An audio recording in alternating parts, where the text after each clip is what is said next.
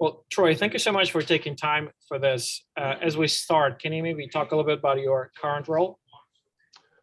Certainly, Misha. My name is Troy Stairwalt. I'm the Chief Information Security Officer at Westfield. Westfield's got a really rich heritage and history. We were founded in 1848 on the premise of neighbors helping neighbors. We're a full line insurance company and have 10 brick and mortar banks that are affiliated with our holding company as well. Awesome. And what's within your purview? All aspects of cybersecurity within my purview. I have 3 distinct teams that report to me. Our GRC team, governance, risk, and compliance. We comprise third-party vendor risk management within that realm, as well as security awareness, policy and standard management, and exception management, as well as maintaining an IT risk register. I understand. And kind of looking at your career as an arc, can you maybe give us a little bit of sense of your prior roles? How did you get into cybersecurity? Certainly, I kind of wanted to finish. Besides the GRC, we also have security operations. Within that realm, we have application security. We have a data security analyst for database activity monitoring and alerting, incident response, vulnerability and patch management. And then we have a team comprised of information security architects. We have one data security architect, and that's all he does is data discovery, classification, and coming up with strategies to protect the data for preventative and detective controls as well. And the rest of the architects work on implementing DevSecOps and then integrating security into the solution development lifecycle. When you talk about how I got into cybersecurity, and I think that everybody that I talk to has kind of a different path. There is no one right path into cybersecurity.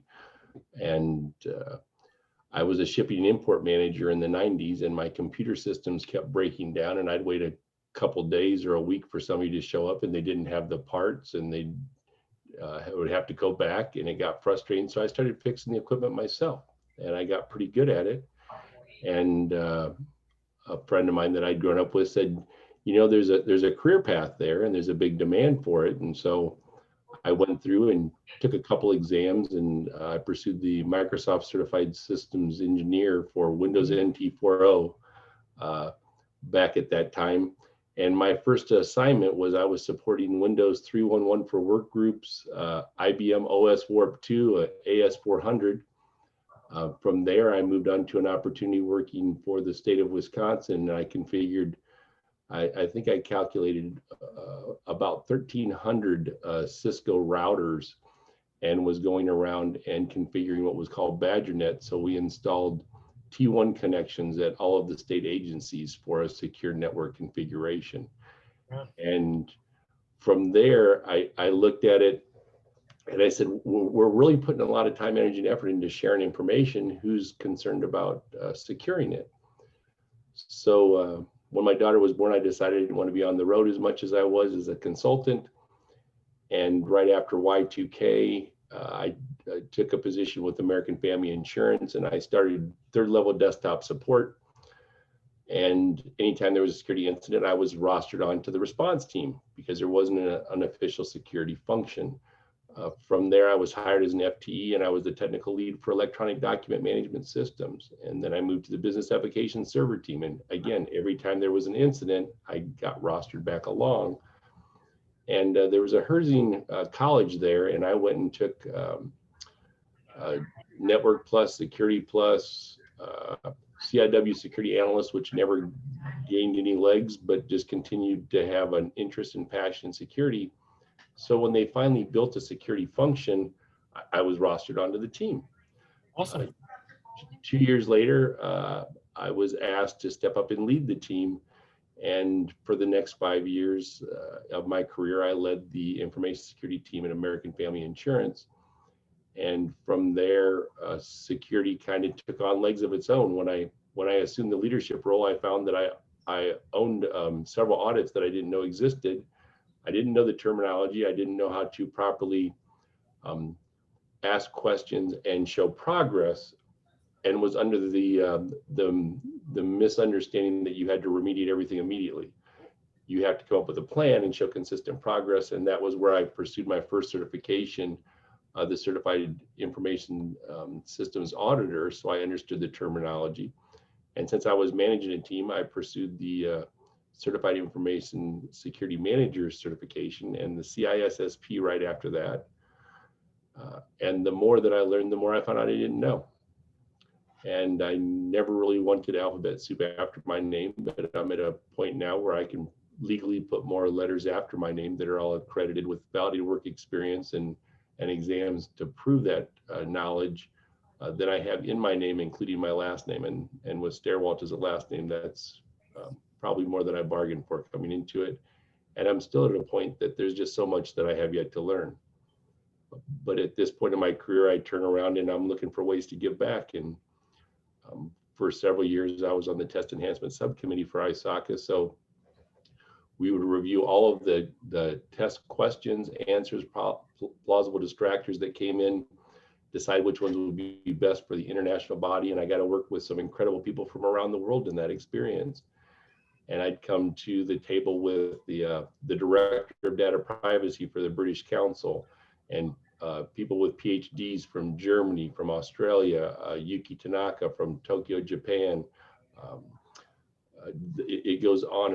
And then we talk about how do you set up a program on a shoestring budget. And one of my dear friends, Jafali Kenzie, is in Kenya, and Luis Duran is in Mexico. And these individuals were successfully standing up programs.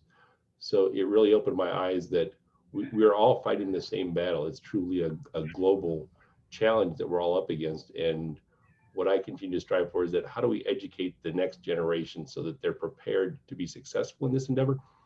And how do we learn from each other so that I believe good cyber hygiene can go a long ways towards addressing some of the issues that we have today, even on a limited budget, Misha. Certainly. And to that point, you mentioned you see one of the roles is kind of giving back and educating the next wave of professionals, which based on what we discussed prior to that, this next wave needs to be even bigger, given the challenges ahead. And from that perspective, it seems as more and more professionals, either from IT looking to switch to cybersecurity and kind of following a little bit in your footsteps, but also maybe students as they're figuring out a career path, what would you recommend maybe some of the junior professionals or even students, what do you think they should focus on more to prepare them for this future where there will be plenty of opportunities in cybersecurity space? Well, I would say first, if an individual, what I'm looking for is the right attitude and aptitude. And knowing that we have this challenge with scarce resources and there's no really one clear path on what it takes to become a cybersecurity professional, is that I started teaching at the University of Akron in January. Because as we were talking earlier, there's at least 600,000 open positions in the United States. They're anticipating by 2025, 3.5 million. And I'm looking at an industry that has just over 1 million professionals total. And so my question was, if individuals that have been there, done that, don't step up to start teaching, are the students really going to come out prepared to be successful?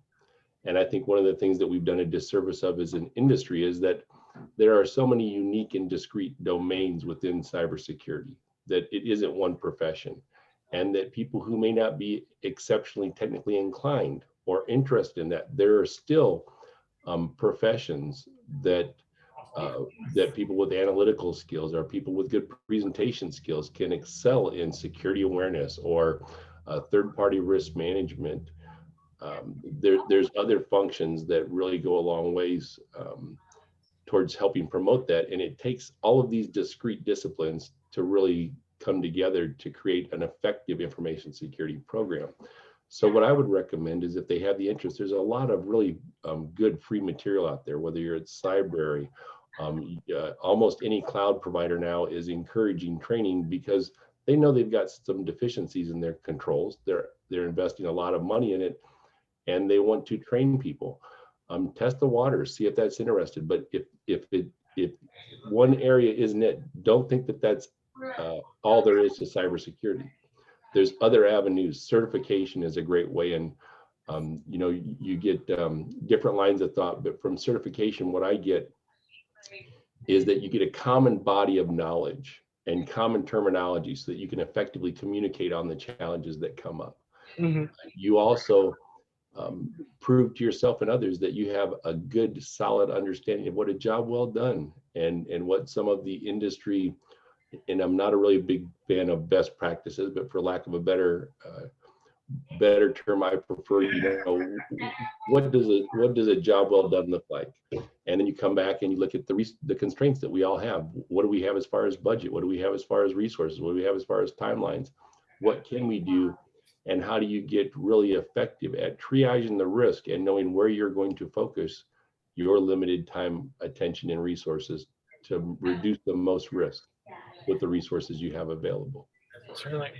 No, it makes sense, and it's not limiting yourself to one specific aspect of cybersecurity, but maybe early on in your career, to your point, try to get exposure to different areas so that you can figure out what, based on the skill level and I guess temperament. I think some people just want to sit in front of a computer and stare at code all day. Other people want to spend more time with people. I know and it's kind of, it's a range, obviously, and there is everything in between. And the important point that you raise is that there is a job for everyone, as long as they're interested and committed, because it's a long journey. It's not opportunity is certainly there, but only those who are willing to put in the effort and the time.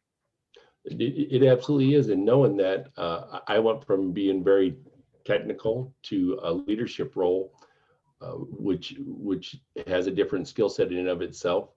And then I moved to the Charlotte area and worked for TIA for a number of years. And I started out there on the IT risk side of the house.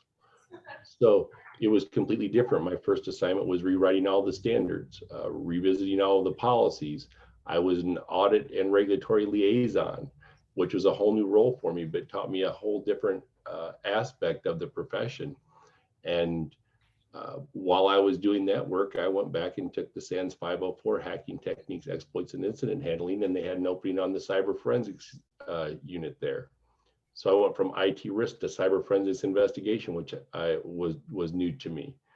Really enjoyed that part of the work and worked with an incredible team of professionals that I learned a lot of through my time there.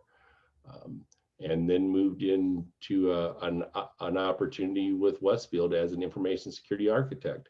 So throughout my career, I've operated as an analyst, an engineer, an architect, an information security manager, a unit leader, and now a chief information security officer. And having that breadth of understanding, I think, is invaluable with understanding what the team needs to get the tools done. And I see myself as an enabler, right? My role now is to make sure that the members of the team have the right training, they have the right tools, and they have the right support to be successful. And then my job is to remove roadblocks and to make sure that they have my support in whatever they need to achieve those goals. Yeah, well, as someone said, it's my role is not writing anymore; it's editing. So it's I kind of like this analogy. And switching gears a little bit, I'm curious about your perspective. I know there are certain things that are kind of top of mind for a lot of people. Ransomware, it seems to be one. Cloud security, identity access management, third-party vendor security, phishing attacks. It's easy. Just looking at the headlines, it's easy to pick what's top of mind. But from your vantage point and based on your experience, let's say if you had a crystal ball and you could see into the future, 6 months from now, 12 months from now, what do you think will bubble up to the top of this list? What do you think will be top 3 most pressing challenges facing the industry? So I could put them into some discrete buckets. I think that what we've seen in the last year is that ransomware is too lucrative of an endeavor to go away anytime soon. As a matter of fact, anytime you have a profitable business, no matter what it's like, you're going to encourage additional interest into it. And you're seeing more and more ransomware gangs come into play and sharing resources and building corporate structures. They share resources very effectively, and all the ransoms that we've seen from my perspective have funded research and development for the next round of attacks. Along with that, supply chain management attacks are going to be increasingly front and center because they're looking for economies of scale. Why would you target one victim when you can hit everybody who consumes a particular platform or service? And what I'm seeing now is that not only getting into the software updates, but firmware updates as well. And that's a growing trend.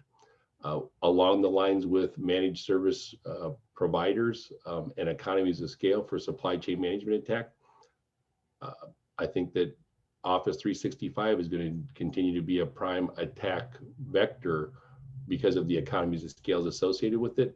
And I'm not sure that right now there's a larger supply chain than cloud.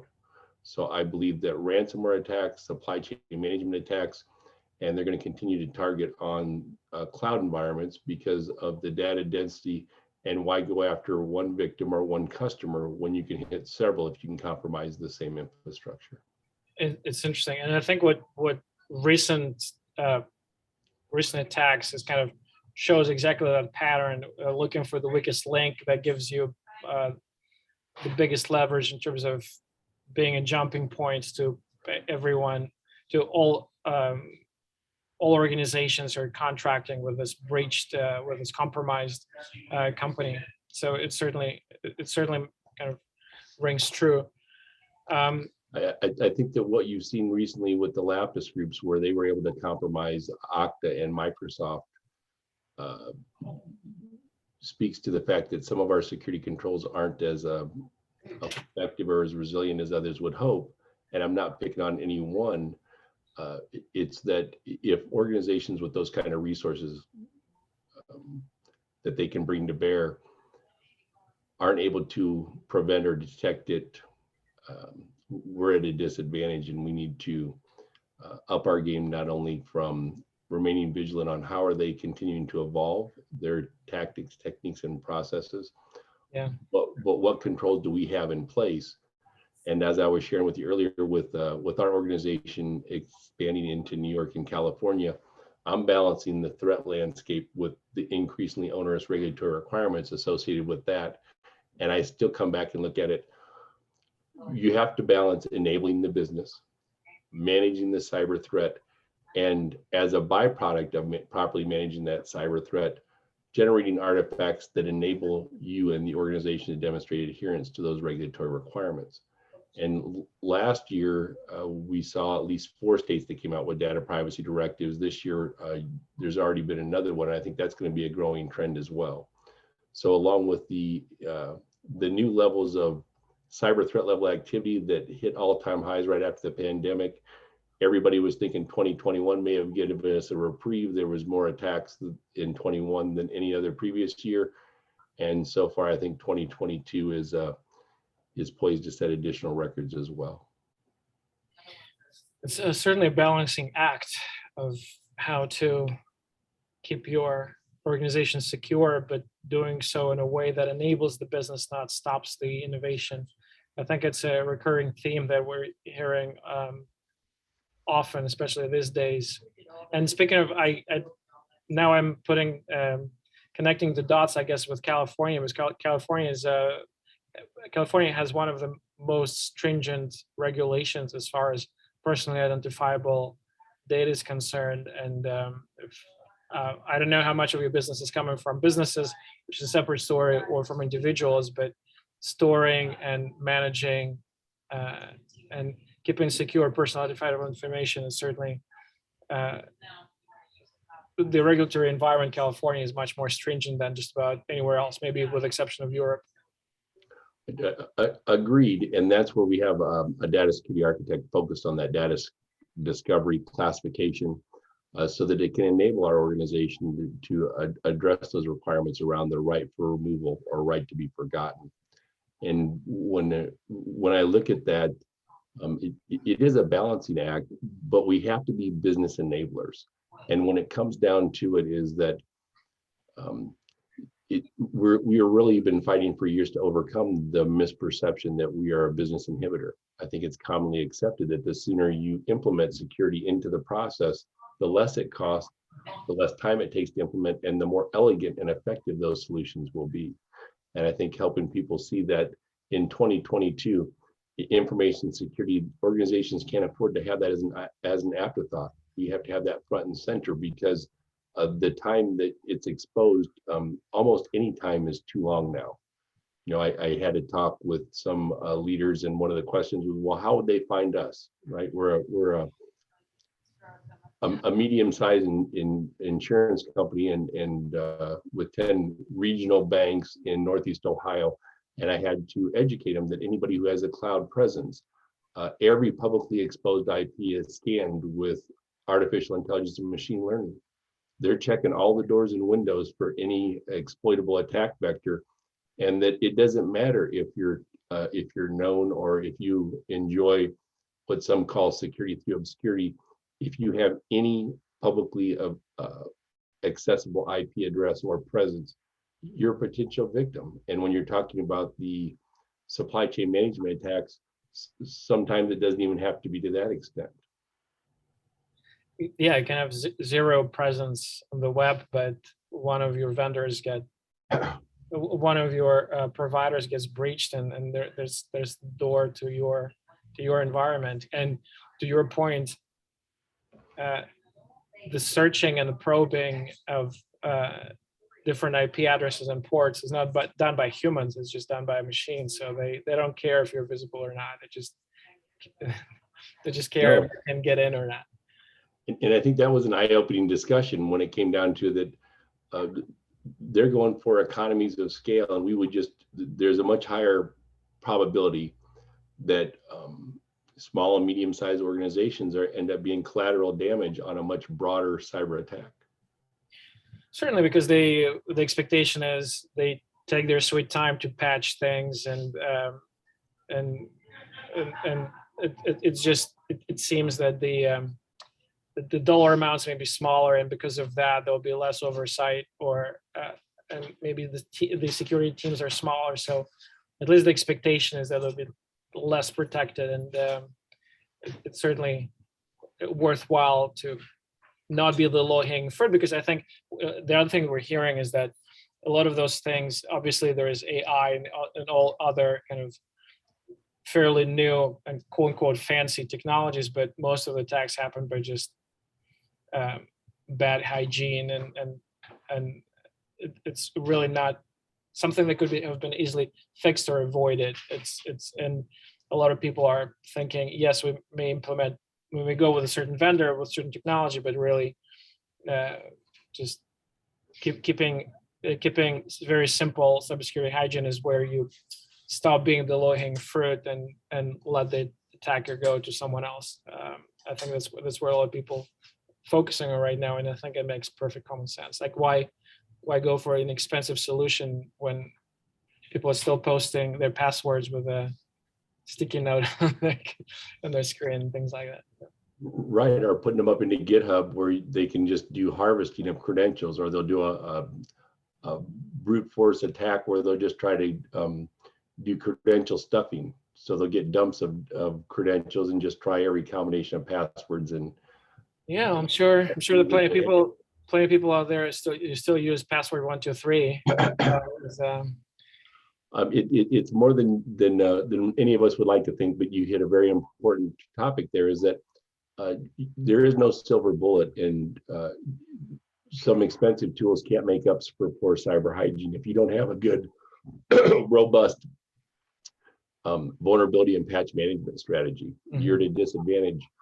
And even if it's not a high or a critical, several moderates or a couple lows, they can use those in combination and exploit known vulnerabilities that you failed to patch. And now you present a softer target. And I'm a big believer that having a strong and robust information security function doesn't mean that you avoid innovation. To the contrary, you enable your business to embrace it and to leverage that technology and that innovation with the confidence that you've got a security function that has properly assessed the risk and implemented appropriate controls to manage that risk to some acceptable levels. Certainly, certainly. Makes perfect sense. I know we're coming up on time. I have a quick question from kind of a FINIA perspective. I know it's kind of the genesis of this. The community is meant to provide kind of a platform for cybersecurity executives to collaborate, to learn from each other, to succeed together. And I know certain initiatives they've taken off, and it seems we're getting very positive feedback.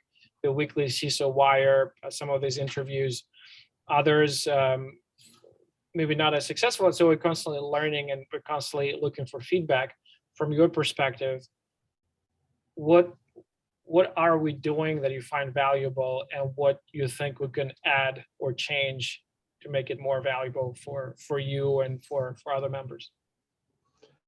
I think the more sense of community that you provide, the more successful you're going to be. And I joined when you started reaching out with your weekly newsletter. I thought that was a good value add. I reviewed a couple of the interviews. I think that the masterminds grouping is a good networking opportunity. I haven't had as much opportunity to go out and utilize the website and the services there as much as I would like. I think that maybe having some opportunities where we would host a forum for the masterminds through that, or post some of the feedback that we have to others where we provide more value with one another on, this is what I'm working on, what are you working on, how do we gain synergies and help each other be successful. And I think that any organizations like yours, that's your goal. And that's one of the reasons that I joined, and I'm a proud member, is that you've got a very worthy and worthwhile mission. And I think that the only way that all of us are going to be successful here is by working together and sharing knowledge and expertise. Absolutely, absolutely. This is very helpful. And as you mentioned, as a balancing act for you to have several things in your hands, from cybersecurity posture to business needs to regulatory environment. I think for us, it's also a balancing act, because we want to provide value, but provide it in a way that's we want to have a network that's ambient, so it's there when you need it, but it's not in your face when you don't. And I think that's kind of our biggest challenge, is to find something that is valuable, but it's not too taxing, because I know everyone is so busy with expanding California, or dealing with onboarding new team members, or getting up to speed about just a new vector attack. So I very much appreciate your feedback and your insights. Yeah, my common wisdom on that one that I share with some of the newer team members. Last week we had an all hands team meeting, and I'll share this with you because I'm proud of it. Is that I've got an incredible team. You know, any leader is only as good as the team that they're privileged to lead. And last week we had a new hire start. We converted an intern. Courtney joined us from Ohio State University, and her first day was last Monday. At the all hands meeting, we celebrated. Chase Walkup was celebrating 5 years with us. Rick Johnson was celebrating 10 years, and Melanie McKean was celebrating 30 years. And I don't know too many security programs where you'll come to an all hands and you have a new hire, a 5-year, a 10-year, and a 30-year anniversary that you're celebrating at the same event. It's amazing. I think I can't think of a better testament that things are working, and congrats. Thank you. Like I said, I've got a wonderful team, and I can't speak enough of the support that my leadership has given me. Awesome. Well, Troy, last question. For some reason this year, RSA is happening at the same time as Gartner. I'm not sure if you plan on going to either, but if you had a choice, would it be RSA or Gartner, or maybe neither? Where's your hat is at? Gartner's reached out a couple times. I've got several team members that, at least one that's going to that event there, another team member that wants to go to RSA. So I'm kind of sending representatives to each. Myself, it's not really a fair question, because when I look at the training needs, the team eats first, and then what's left over or what I can fit in. With going to teaching, I'm looking at that as a professional development opportunity, and And one of the things that I'm looking there is that if I can effectively convey complex cybersecurity topics and concepts to students, that I'm going to get more effective at sharing that with executive leadership and sharing that message. So I look for cost-effective ways for myself to continue to grow personally, professionally, either in my business, technical, or leadership acumen, and really focus the team on those opportunities. So I can tell you, I've got one team member going to each, so I didn't have to choose. I just set a representative to RSA and Gartner. It's awesome. Well, Troy, thank you so much for your time. This was a pleasure. I really appreciate it. Yeah, pleasure talking to you. And thanks for all that you do. Really enjoy the organization and the services that you provide. Absolutely. Thank you so much. Take care.